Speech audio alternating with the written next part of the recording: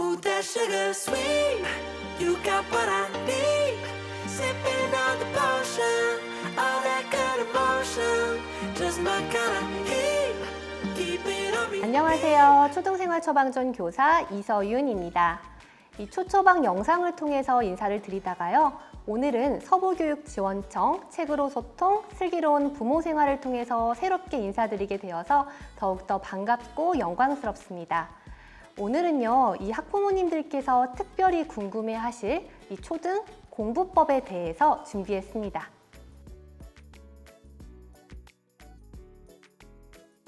이 여러 가지 차이점들이 있는데요. 제가 이 교실에서 봤을 때 하나 일화를 말씀드리고자 해요. 시험을 볼 때 제가 이제 시험 문제랑 답안지를 미리 주면서 그거를 공부해와라 라고 할 때가 있어요.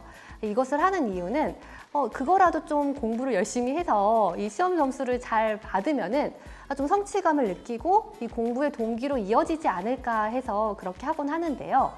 아니, 시험 문제를 다 알려주고 시험을 보잖아요. 그럼 다 100점 받지 않을까, 다 그래도 좋은 점수를 받지 않을까 생각을 했는데 정말 신기하게도 이 상위권, 중위권, 하위권이 이 시험 문제를 알려주고 시험을 보나 이 시험 문제를 알려주지 않고 시험을 보나 거의 비슷하게 나뉘어진다라는 사실이에요.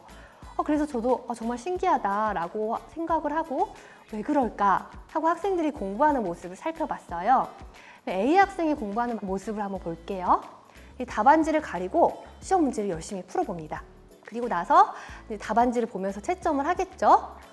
맞은 문제, 틀린 문제, 또 헷갈린 문제 같은 것들을 표시를 하고 내가 왜 틀렸지? 왜 헷갈렸지? 뭐가 문제지? 하면서 다시 교과서도 찾아보고 문제집도 찾아보고 저한테 와서 질문도 하기도 해요.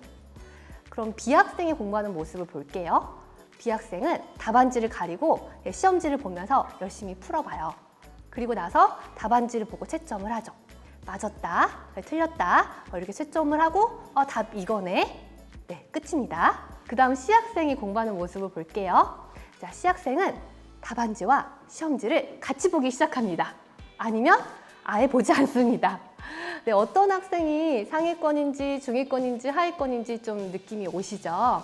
네, 우리가 이 공부를 잘하는 학생과 조금 부족한 학생들의 가장 큰 차이 중에 하나는 바로 메타 인지 능력이다라는 것을 알 수가 있습니다. 이 메타 인지 능력은요, 크게 메타 인지적인 지식과 메타 인지적인 기술로 나눌 수가 있어요. 이 메타 인지적인 지식은요, 내가 아는 것과 모르는 것을 좀 구분할 수 있는 것. 메타 인지적인 기술은 이 부족한 부분을 어떻게 채울지, 어떻게 보완할지 이 전략을 짜는 능력을 말을 해요. 그러면 이 A 학생의 경우, 상위권 학생의 경우 이 답안지를 가리고 시험 문제를 풀어봤죠. 이 메타 인지적인 지식이 있었던 거예요. 그리고 틀리고 헷갈린 문제에 대해서 이 교과서를 찾아보거나 문제집을 찾아보고 저한테 질문을 하면서 보완을 하는 전략을 스스로 짰습니다. 이 메타 인지적인 기술도 있습니다. 그럼 중위권 친구들을 볼게요. 시험지를 풀 때 답안지를 가리고 풀어봤어요. 그럼 내가 아는 것과 모르는 것을 구분했으니까 메타 인지적인 지식은 있으나 그 부족한 부분을 어떻게 보완해야 될지 그 전략을 짜는 능력은 조금 부족하다라고 할 수가 있습니다. 이 하위권 친구들은 이 메타 인지적인 지식과 기술이 좀 모두 부족하다라고 생각을 할 수가 있겠죠. 그러면 이 메타 인지적인 능력을 어떻게 키워줄까에 대해서 우리가 고민을 해야 되겠구나라는 그런 생각을 하게 됩니다. 네, 공부를 잘하기 위해서는 그러면 우리가 메타인지 능력을 올려야 되는데 내가 아는 것과 모르는 것을 구분하기 위해서는 그래 말해봐, 설명해봐 이렇게 하면 되겠죠. 즉 출력을 해보면 된다라는 것을 알 수가 있습니다. 자, 우리가요 읽으면은요 10%만 기억을 합니다. 그리고 들으면은요 20%를 기억을 하고요. 보면은 30%로 기억을 합니다. 또 영상이나 실제 상황으로 보면은요 50% 기억을 해요. 말을 해보면 70% 기억을 하고요. 실제 경험하거나 연극을 하거나 하면은 90%를 기억한다라는 거예요. 그러면 우리가 말을 해보거나 뭔가 실제 경험을 해보면은 정말 많이 경험할 수 있구나라는 것을 알 수가 있죠. 네, 출력을 하기 위한 좋은 방법은요. 사실 백지를 한 장 딱 주면서 방금 배웠던 거 한번 써봐. 또는 이번 단원에서 공부했던 거 써봐. 라고 하면 돼요. 그래서 이게 백지 공부법이라고 해서 되게 유명한데요. 이거를 교실에서 우리 초등학생들이랑 하려고 봤더니 너무 어려운 거예요. 애들한테 흰 종이 주면서 써봐. 그러면 얼마나 막막하고 답답하고 힘들겠어요. 그래서 우리 초등학생들의 좀 학년에 맞춰서 이 방법에 맞춰서 어떻게 출력 공부법을 우리가 활용을 해볼 수 있을까를 고민을 하면서 제가 교실에서 직접 했던 것을 저학년, 중학년, 고학년으로 나눠서 설명을 드릴까 합니다. 물론 제가 저학년의 공부법이라고 설명을 드렸다고 해서요. 저학년만 써야 되는 건 아니에요. 중학년도 쓸 수 있고 고학년도 쓸 수 있고요. 그래서 우리 아이의 수준이나 흥미에 맞춰서 제가 말씀드리는 것 중에서 좀 여러 가지를 골라가지고 사용을 해보셨으면 좋겠어요. 먼저 저학년이에요. 저학년은 공부를 하는 내용이 그렇게 많지는 않아요. 근데 이제 공부를 했다, 학교에서 뭔가 공부를 하고 왔다라고 하면은 부모님이랑 선생님 놀이를 해보는 겁니다. 즉, 선생님이 됐다고 생각을 하고 공부한 것에 대해서 말로 한번 설명해 봐라 라고 하는 거예요. 집에 이 화이트보드 같은 것들이 있으면 좋겠죠. 그러면 진짜 선생님처럼 좀 신나서 설명을 할 거예요. 즉, 말로 출력을 하는 방법입니다. 그 다음에 또 저학년에 맞게 출력을 하는 방법이 뭐가 있을까 생각을 하면은요. 오늘 공부한 내용을 그림으로 그려봐 라고 하는 거예요. 그림은 글보다 훨씬 편하잖아요. 그럼 그림으로 그리는 거고요. 그리고 제가 교실에서 가장 많이 쓰는 방법은요. 이 4컷이나 6컷의 빈칸을 주고요. 오늘 공부한 내용을 학습 만화로 표현해 보세요. 이번 단원의 내용을 학습 만화로 표현해 보세요 라고 말을 합니다. 학습 만화로 표현을 해보면 아이들이 처음에는 어떻게 해야 될까 하고 굉장히 걱정을 많이 하는데요. 자기가 나름대로 이야기 속에 녹여가지고 학습 만화로 표현을 하고요. 그것도 힘들면 이 두 주인공이 나와가지고 오늘 공부한 내용을 이야기하는 식으로 출력을 하기도 해요. 그래서 저학년 같은 경우에는 이렇게 말이나 좀 그림 같은 것들을 많이 사용하시면 좋겠고요. 그 다음에 이제 마인드맵도 사용을 하면 좋아요. 이 마인드맵은 이제 가운데 주제를 하나 딱 놓고 그 주제와 관련된 것들을 주변에다가 이렇게 적는 건데요. 좀 방사형으로 적는 거죠. 이 저학년 같은 경우에는 뭔가 체계적으로 한다거나 이렇게 구체적으로 하기보다는 가운데 주제를 쓰고 그 주제와 관련돼서 공부한 거 생각나는 것들을 가지를 그어가지고 한번 써보자 정도로 하면 됩니다. 그래서 예를 들면 길이재기에 대해서 배웠다. 그러면 가운데 길이재기라고 쓰고 그 주변에 배운 내용을 정리하면 되겠죠. 즉 정리를 해볼게요. 저학년 같은 경우에는 말로 출력을 해보거나 그림이나 만화 그리고 간단한 마인드맵으로 출력을 해보면 좋겠습니다. 네, 그럼 이번에는요. 이 중학년 학생들이 사용할 수 있는 출력 공부법에 대해서 말씀드리도록 하겠습니다. 물론 중학년이 되었다고 해서 이 저학년의 방법을 사용하지 않는 것은 아니에요. 좀 더 추가적으로 사용을 할 수가 있습니다. 이 저학년 같은 경우에는 그림을 사용해서 출력을 했다라고 하면은 이 중학년은 거기에 글을 살짝 섞는 거예요. 글과 그림을 사용해서 출력을 하는 거죠. 이 비주얼 싱킹이라는 방법을 사용을 해보시면 좋은데요. 비주얼, 시각적으로 띵킹, 생각한다. 요즘 아이들이 비주얼 제너레이션이라고 해서 시각적인 세대라고 합니다. 즉, 우리가 시각적으로 보는 것을 좋아해요. 우리가 글과 그림을 사용을 할 때 가장 먼저 레이아웃을 정하고 나서 표현을 하면 좋아요. 이 초반에는요, 이 레이아웃을 아예 정해서 알려주셔도 좋고요. 이 레이아웃들이 있는데 이 내용들을 어떤 레이아웃으로 한번 정리를 해볼까 하고 함께 골라보셔도 좋아요. 그럼 어떤 레이아웃이 있는지 말씀을 드릴게요. 먼저 핑거형이 있습니다. 즉 손가락 모양으로 그림을 그린 다음에 거기에다가 내용을 정리를 하는 거예요. 이 등장인물들의 어떤 성격이라든지 이 등장인물들을 한번 정리해본다 라고 할 때 이 핑거형을 사용을 할 수가 있어요. 그리고 두 번째는요. 버블형이에요. 우리가 마인드맵이라고 보통 생각을 했던 그거라고 생각을 하시면 돼요. 가운데 주제를 쓰고요. 이 가지를 그어서 그 주제에 관련된 내용을 쓰면 됩니다. 근데 거기에 글과 그림을 간단하게 들어가게 하는 거예요. 그래서 예를 들면 사각형의 특징에 대해서 배웠다라고 하면은 사각형이라고 쓰고 주변에는 그 특징에 대해서 쓰면 되겠죠. 다음은 더블 버블형도 있습니다. 더블 버블형이라고 하면은 이 모양을 보면 이 공통점과 차이점에 대해서 정리해 볼 수 있구나라는 느낌이 오시죠. 예를 들어서 이 촌락과 도시에 대해서 배웠다고 해보세요. 그러면 촌락과 도시의 공통점은 겹치는 버블에, 그리고 그 차이점은 각각의 다른 버블에 정리를 하면 되겠죠. 그리고 트리형도 있습니다. 트리형은요, 이 유형을 나눈다거나 어떤 구성 요소를 나눌 때 쓰면 좋아요. 그래서 예를 들면 문장의 종류에 대해서 국어 시간에 배웠다라고 하면 트리형으로 정리를 해보는 거죠. 그리고 물질의 상태에 대해서 배웠다라고 하면 고체, 액체, 기체 나눠가지고 또 트리형으로 정리해 볼 수 있어요. 그러면 트리형이 아니라 이걸 버블형으로 정리하면 안 되나요? 괜찮아요.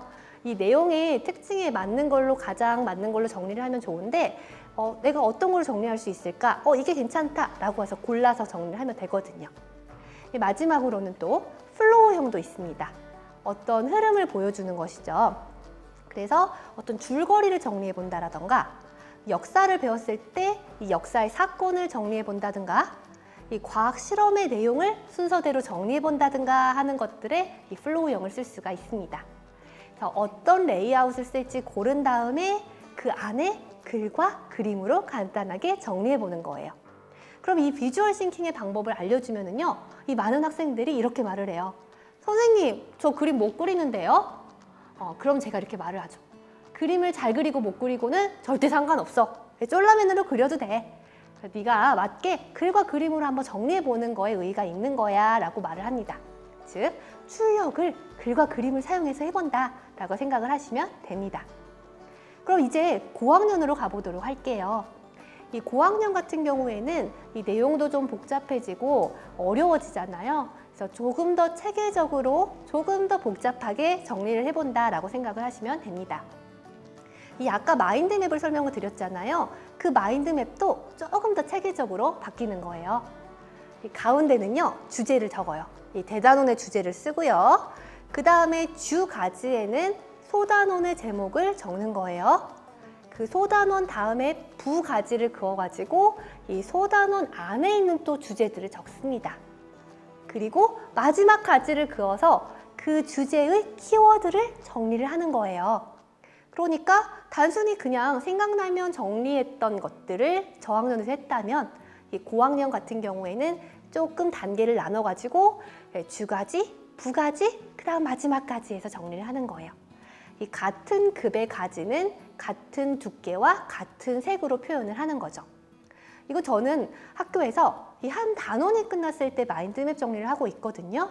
그러면 사회나 과학 같은 경우에 한 학기에 몇 단원이 되지 않아요. 즉, 한 학기에 몇 번 이 마인드맵을 정리하지 않아도 이 머릿속으로 쫙 펼쳐지게 시각적으로 마인드맵을 정리할 수 있다라는 말입니다. 연습하면 또 아이들이 정말 쉽게 나중에는 마인드맵으로 정리하더라고요. 그 다음은요, 또 문제 만들기라는 방법도 사용을 합니다. 이 선생님 놀이의 일환이라고 볼 수 있어요. 이 선생님 같은 경우에는 말로 이렇게 설명해가지고 학생들을 가르치기도 하지만 또 중요한 게 이 시험 문제를 내주시기도 하잖아요. 그래서 너희들이 선생님이 됐다고 생각을 하고 시험 문제를 내보자 라고 말을 합니다. 그럼 시험 문제를 그냥 내자라고 하면은 막막하기 때문에 OX 문제 2문제, 객관식 문제 2문제, 서술형 문제 1문제 이렇게 내보자 라고 말을 하는 거예요. 그럼 선생님의 입장에서 무엇을 오답으로 만들어 볼까? 무엇을 문제로 만들어 볼까? 이렇게 고민을 하면서 문제를 만들다 보면은 내 나름대로 출력을 하게 되고 개념이 정리가 되는 거죠. 자, 그럼 마지막으로는요, 이 공책 정리를 고학년에서 한번 해보는 겁니다. 이 공책 정리의 방법은 여러 가지가 있고 내 나름대로 활용을 하면 되겠지만 가장 좀 대표적인 것으로 코넬식 노트 정리법을 말씀을 드리려고 해요. 자, 이거는 미국에 있는 코넬 대학교에서 이 학생들이 좀 효과적으로 공부하기 위해서 가르쳤던 방법이라고 하는데요. 저도 교실에서 학생들과 쓰고 있습니다. 그 위에서는요, 이 공부한 날짜와 이 단원명과 학습 문제를 쓰는 거예요. 그리고 밑에 이제 내용을 정리하는데요. 이때 이 내용을 정리할 때는 전에 배웠던 이 마인드맵이라든가 비주얼 싱킹이라든가 이런 방법들을 사용을 해도 좋고요. 아니면 내가 나름대로 그냥 적어도 좋아요. 근데 이 핵심 단어가 되는 부분은 괄호를 써서 이렇게 비워두면은 나중에 출력을 한 번 더 할 수 있는 기회가 주어지겠죠. 그리고 그 옆에는 이 핵심 단어를 한 번 더 정리를 하는 겁니다. 그리고 그 밑에는 아까 시험 문제 만들기 놀이를 했던 것처럼 퀴즈 만들기를 해보는 거예요. 위에 공부한 내용으로 문제를 하나 만들죠. 그리고 그걸 모아놨다가 나중에 한번 한꺼번에 풀어보면 복습이 또 됩니다. 그리고 마지막으로는 위에 있는 공부의 내용들을 공부하면서 느꼈던 점, 나의 느낀 점을 쓰는 거예요. 이 개인화를 시키는 것은 기억하는 데 아주 좋은 방법이거든요. 그래서 공부한 내용에 대한 느낀 점, 공부하면서 생각났던 나의 경험, 실생활에서 어떻게 적용하면 좋을지에 대해서 쭉 정리를 해보는 거예요. 이렇게 봤을 때 너무 복잡해요 하고 생각을 하실 수도 있어요. 그런데 이걸 계속 연습하다 보면은요, 나중에 학생들이 10분도 안 돼서 다 정리를 합니다. 그리고 선생님 저 다 했어요 라고 말하는 것을 보실 수가 있을 거예요. 그래서 이 공책 정리 방법도 한번 활용을 해보셨으면 좋겠습니다.